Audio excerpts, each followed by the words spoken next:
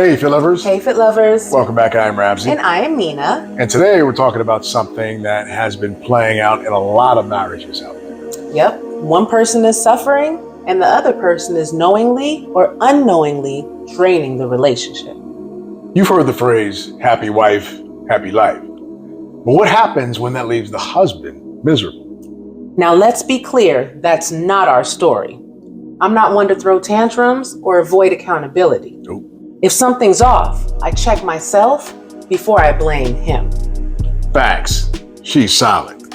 She works hard, she takes ownership, and she genuinely wants to grow, which is rare in my experience. But we still wanted to run through this topic for the couples out there who are struggling with it. So don't go away. This is the FitLove Show.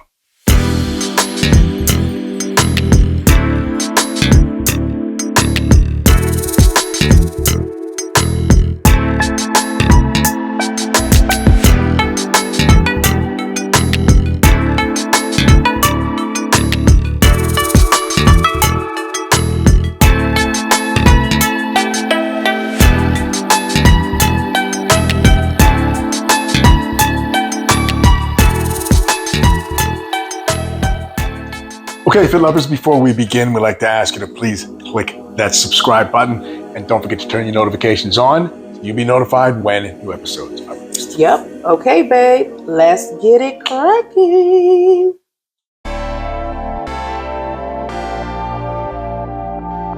So, there's a belief floating around that says, if a woman is unhappy, the whole house knows it. The vibe shifts, affection stops, she might nag, withdraw, or start sending subliminal texts.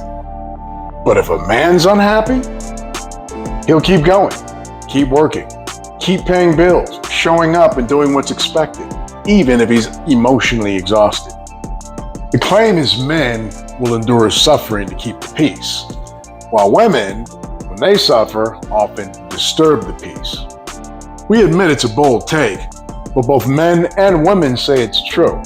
So, let's break it down.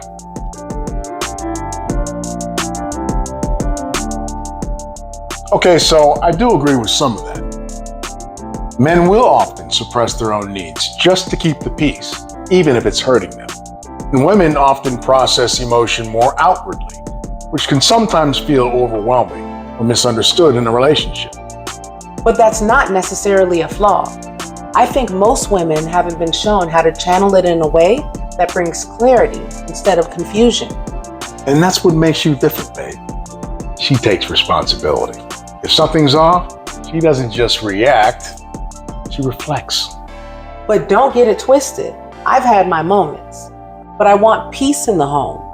I want him to feel safe, not just useful.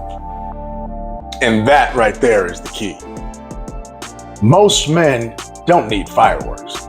They just want rest, respect, and not to be treated like a walking paycheck. And most women want an emotional connection, but it doesn't have to come through chaos.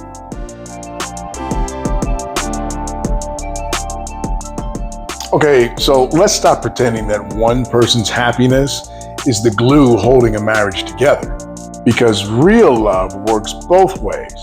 Both people need to feel heard and seen. Here are a few simple ways to keep the peace in your home without losing yourself in the process. Mutual check-ins.